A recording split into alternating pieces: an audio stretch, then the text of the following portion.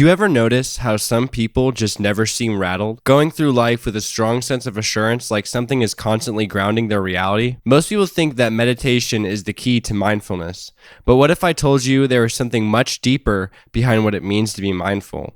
And that you might have been looking at it wrong this whole time. Mindfulness isn't just about sitting cross-legged and humming. It's about seeking real connection with your perception of reality and seeking clarity through interacting with your thoughts, emotions, and physical body. That's still a bit vague, so let me explain. Recently, my girlfriend and I had a conflict targeting me. She claimed I slacked off a lot when it came to showing her my appreciation through gifts and gestures. Buying her flowers, setting up baths, planning dates, etc. When she confronted me with this problem, I immediately knew how to take action. It wasn't taking her out that night just to make up for it, or smashing some wildflowers together to make a last-minute bouquet. It was taking action on being mindful. It's not that I didn't want to take her out, or that I didn't want to pick her flowers, because of course I do. But I didn't because I lacked the ability to use mindfulness to seek a connection between me, the earth, and the love of my life. Instead of forcing a connection out of a conflict, I let it breathe. The next day, I was on a walk with no agenda, no guilt, no pressure to make anything right. But I picked her flowers, not because I had to, because I wanted to. And honestly, I didn't just do it for her.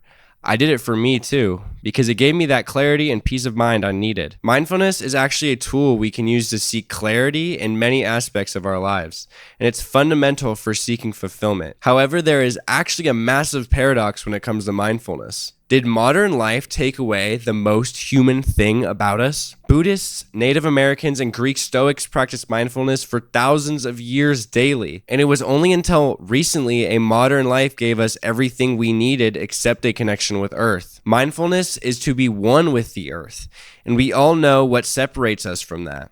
Our brains were not designed to be stimulated and fueled through a screen, a pill, or a little tiny heart icon on the top right of the app you use to quote-unquote escape. You were never meant to escape. Escape used to be sitting down in a calm room and letting the thoughts go. Escape means to get away, not to bring in. You do not need the distractions to escape. What you need to escape is the shackles of disassociation. You've disassociated with the world so much that something almost feels fundamentally wrong about connecting with nature. Think about how strange it would be to see a grown man in a suit stopping to pick flowers in a park. We'd laugh, we'd stare, but why? When did connecting with the earth become embarrassing? When did presence become weird?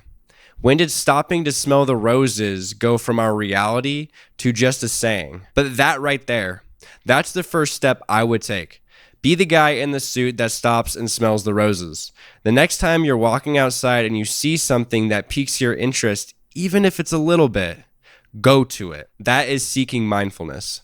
That's your body telling you you need that peace of mind. Let your mind explore the senses and emotion the world gives you. An amazing example for me is recently.